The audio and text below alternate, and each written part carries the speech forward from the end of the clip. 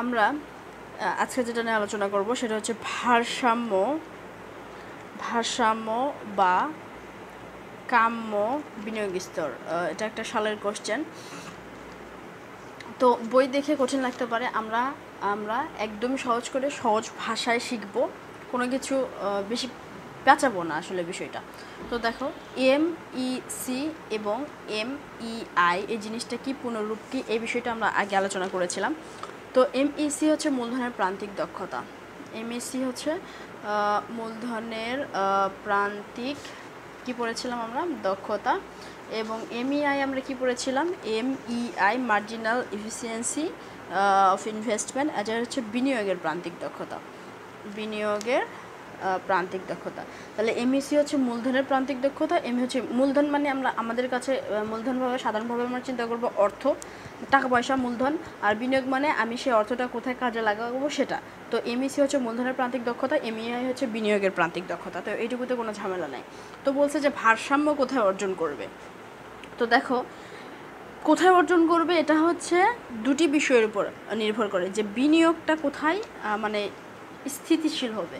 তো বিনিয়োগটা যেখানে স্থিতিশীল হবে সেটা দুইটা বিষয়ের উপর নির্ভর করে। বিনিয়োগ প্রধানত দুটি বিষয়ের উপর নির্ভর করে, দুটি বিষয়ের উপর নির্ভর করে। একটা হচ্ছে এমইসি মানে কি, মূলধনের প্রান্তিক দক্ষতা। তোমরা সামনে লিখবে যে মূলধনের প্রান্তিক দক্ষতা ব্র্যাকেটের মধ্যে এমইসি, এবং হচ্ছে সুদের হার। কেন নির্ভর করে এটা ইম্পর্টেন্ট না, এখন আমরা এই কোশ্চেনটা পড়ব। তো এর আগে তোমরা দু একটা লাইন, সরি আমার ভিডিওটা ভুল হয়ে গেছে। আচ্ছা, তো এর আগে তোমরা কয়েকটা লাইন লিখবা যে বিনিয়োগকারীর, অর্থাৎ আমি যে কোথাও ইনভেস্ট করব, একটা নতুন কোম্পানি গঠন করব, সেই কোম্পানি গঠন করার পিছনে আমার রিজন থাকবে যে আমি কি পরিমাণ সেখান থেকে অর্থ আয় করতে পারবো, ঠিক না? অর্থাৎ আমি সেখান থেকে কী পরিমাণ অর্থ আয় করতে পারবো। অর্থাৎ তাহলে বিনিয়োগকারীর মূল উদ্দেশ্য, তোমরা লিখবা যে বিনিয়োগকারীর মূল উদ্দেশ্য মুনাফা অর্জন করা। আচ্ছা, যে পরিমাণ, এখন এই যে কাম্য কথাটা, এটা একটু বুঝি, এটা আমার প্রথমে বলা উচিত ছিল। যে কাম্য বলতে বোঝায় যে পরিমাণ বিনিয়োগ করলে বিনিয়োগকারীর মুনাফা সর্বোচ্চ হয়, তাকে বলা হয় কাম্য স্তর। অর্থাৎ আমি যেখানে সন্তুষ্ট, আমি একজন বিনিয়োগকারী, আমি কোথাও বিনিয়োগ করব আমার অর্থ, তাহলে আমি সন্তুষ্ট কোথায় অর্জন করব, যেখানে আমি সর্বোচ্চ পরিমাণ মুনাফা, সর্বোচ্চ পরিমাণ টাকা পয়সা ইনকাম করতে পারবো, সেটা হচ্ছে আমার কাম্য। কাম্য মানে ঠিক আছে, আমি এই জায়গাতে সন্তুষ্ট, ঠিক আছে। কাম্য বলতে ওটা বোঝাচ্ছে। তো এই দুই লাইন আমরা লিখে নেব, তারপরে লিখব যে বিনিয়োগ প্রধানত দুটি বিষয়ের উপর নির্ভর করে। একটা হচ্ছে এমইসি, অর্থাৎ মূলধনের প্রান্তিক দক্ষতা, এবং সুদের হার। সুদের হারের উপর কীভাবে নির্ভর করে, তো এখানে আমি একটা লাইন লিখি যে একজন বিনিয়োগকারী এমইসি এবং সুদের হারের মধ্যে, কেন এই দুইটার উপর নির্ভর করতেছে এটা বলতেছি, যে সুদের হারের মধ্যে তুলনা করে বিনিয়োগ সম্পর্কে সিদ্ধান্ত গ্রহণ করে। বিনিয়োগ সম্পর্কে সিদ্ধান্ত নেয়, মানে সে মূলধনের প্রান্তিক দক্ষতা এবং সুদের হারের উপর নির্ভর করে সে কী করে, হচ্ছে সে বিনিয়োগ করবে কি না সেটা নির্ধারণ করে। মানে আমি একটা কোম্পানিতে আমি আমার অর্থ লাগাবো, একটা কোম্পানিতে আমার কাছে কিছু টাকা রয়েছে, সে টাকাটা আমি এই কোম্পানিতে বিনিয়োগ করবো কিনা বা ইনভেস্ট করবো কিনা বা কোম্পানির সাথে আমি জড়িত হব কিনা, সেটা নির্ভর করবে যে মূলধনের প্রান্তিক দক্ষতা এবং হচ্ছে আমাদের সুদের হার। আচ্ছা, সুদের হারের উপরে বিষয়টা কিভাবে নির্ভর করছে, ধরো আমি বিনিয়োগ করবো, আমার কিছু অর্থ রয়েছে, ধরো আমি ব্যাংক থেকে লোন নিলাম। এখন ব্যাংক থেকে লোন নিলাম বা ঋণ নিলাম, এখন যদি ব্যাংকের সুদের হার বেশি হয়, ব্যাংকে যদি সুদের হার বেশি হয়, অর্থাৎ আমি ব্যাংক থেকে কিছু পরিমাণ টাকা নিলাম, ব্যাংক সেটার উপর সুদের বেশি পরিমাণ সুদ নেবে, তাহলে কিন্তু আমি কম পরিমাণে অর্থ ব্যাংক থেকে ঋণ নিব এবং কম পরিমাণে অর্থ বিনিয়োগ করব।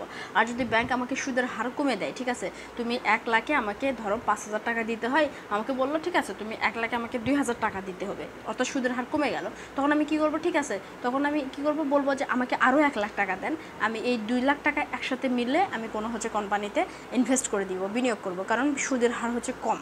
তাহলে সুদের হারের উপর কীভাবে নির্ভর করছে, যে সুদের হার যদি কম হয় তাহলে আমি বেশি পরিমাণে বিনিয়োগ করব, সুদের হার যদি বেশি হয় তাহলে আমি কম পরিমাণে বিনিয়োগ করব।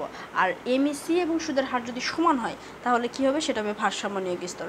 দেখো বিষয়টা, যদি এমইসি ইকুয়াল টু সুদের হার। সুদের হারকে আর দ্বারা প্রকাশ করা হয়, এটা তোমরা বাংলাতে লিখবা। যদি এমইসি এবং সুদের হার সমান হয়, এই যে সমান হয়, তাহলে এটা হবে ভারসাম্য, তাহলে এটা হবে ভারসাম্য বিনিয়োগ স্তর। যদি এমইসি সুদের হারের থেকে আর মানে সুদের হারের থেকে বড় হয়, তাহলে কি হবে, অর্থাৎ সুদের হার কম, আমাদের মূলধন বেশি, তখন আমাদের কি হবে, বিনিয়োগ বাড়বে। আর যদি আমাদের সুদের হারটা বেশি হয়, এমইসি আমাদের কম হয়, এই যে এটার মুখ যেদিকে সেটা হচ্ছে বেশি, তার মানে এটার মুখ কোন দিকে, আরের দিকে, তার মানে আর বেশি, এটার মুখ কোন দিকে, এমইসির দিকে, তার মানে এমইসি বেশি। এখানে সুদের হার বেশি হলে আমাদের কী হবে, বিনিয়োগ কমবে। যদি ব্যাংক আমার থেকে বেশি পরিমাণে সুদ নেয়, তাহলে আমি তো কম পরিমাণে টাকা উত্তোলন করবো, দেন আমি ইনভেস্ট করবো, তাই না? ঠান্ডা মাথায় বুঝি, কথা হচ্ছে যদি এমএসি এবং সুদের হার সমান হয়, তখন ভারসাম্য বিনিয়োগ স্তর হবে। যদি এমএসি বড় হয়, তখন আমাদের বিনিয়োগ বাড়বে। যদি এমএসি আমাদের ছোট হয়, তখন আমাদের বিনিয়োগটা কী হবে, আমাদের কমবে। জাস্ট সিম্পলি এই কয়টা কথায়, মূল কথায়, এই যে কথাগুলো বললাম আমি এখান থেকে, এই 5-6 মিনিটে যতগুলো কথা বলেছি, এই কথাটা হচ্ছে মূল কথা, এর বাইরে কোনো কথা নেই। এখন কথা হচ্ছে আমাদের ছোটোখাটো একটা চিত্র দিতে হবে, সেই চিত্র থেকে আমরা বিশ্লেষণ করবো। চিত্রটা একদমই সিম্পল, কোনো কাহিনী নাই এখানে। আমরা এখানে ও এক্স অক্ষ বরাবর আমরা বিনিয়োগ নিব, বিনিয়োগকে আমরা আয় দ্বারা প্রকাশ করি, এবং ও ওয়াই অক্ষ বরাবর আমরা নিব হচ্ছে সুদের হার। এটাকে বইয়ে দেখে মানে এত কনফিউশন হওয়ার কোনো কারণ নেই, একদমই খুবই সিম্পল একটা বিষয়। আচ্ছা, তো এটা হলো বিনিয়োগ। তো এখন দেখো আমরা যে চিত্রটা আর্ট করব, এটা হচ্ছে সুদের হার। আচ্ছা, এখন দেখো এই রেখাটা নিলাম হচ্ছে আমাদের এমইসি রেখা, এটা আমাদের কি এমইসি রেখা, আর এটা আমাদের সুদের হার এখানে। এখন দেখো এখানে একটা বিন্দু নেব, এখানে একটা বিন্দু নিব, বিষয়টা কি হবে দেখো, এখানে নিলাম, এখানে নিলাম, আর এখানে নিলাম। এখন দেখো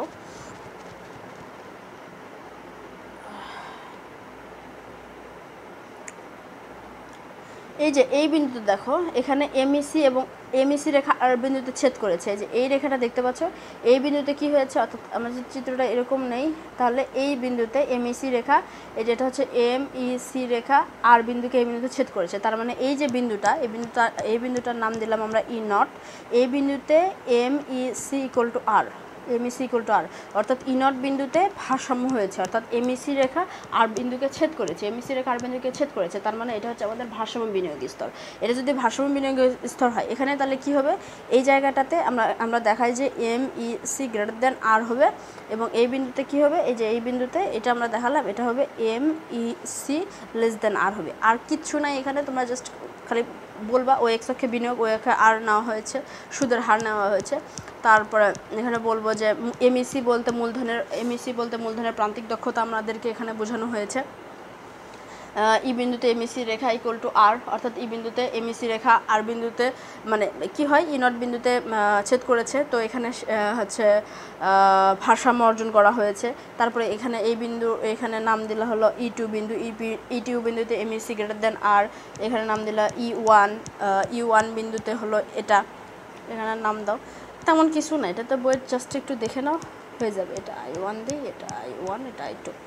এবং এই রেখাটা এমইসি রেখাটা বাম থেকে ডান দিকে কেন নিম্নগামী দিলাম, এমইসি রেখাটা কেন এরকম করে দিলাম, এমইসি রেখাটা এরকম করে দিলাম না কেন, বা এমইসি রেখাটা এরম করে দিলাম না কেন দিলাম না, সেটা আমরা পড়েছি কিন্তু। এমইসি রেখার আকৃতি, যে এমইসি রেখা বাম থেকে ডান দিকে কেন নিম্নগামী, এই বিষয়টা কিন্তু আমরা অলরেডি পড়েছি।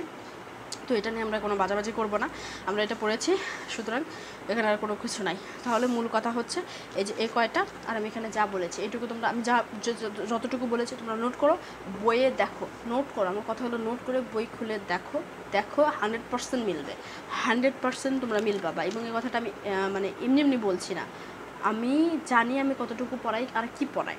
আমি সবসময় কোনো স্যারের শিট ফলো করি না, আমি সবসময় বই ফলো করে তোমাদেরকে পড়াই, এই জন্য আমার এত কনফিডেন্স। এবং আমি তোমাদেরকে অল টাইম অ্যাডভাইস করি যে তোমরা সবসময় বই পড়ো, বই না পড়লে আসলে ওইভাবে বোঝা পসিবল না, ঠিক আছে? সুতরাং তোমরা বই পড়ো। এবং এই অধ্যায় থেকে কী সালের কোশ্চেন বিভিন্ন সালে এসেছে, এটা আমরা পরবর্তী ভিডিওতে আলোচনা করবো। সবাই ভালো থাকো, সুস্থ থাকো।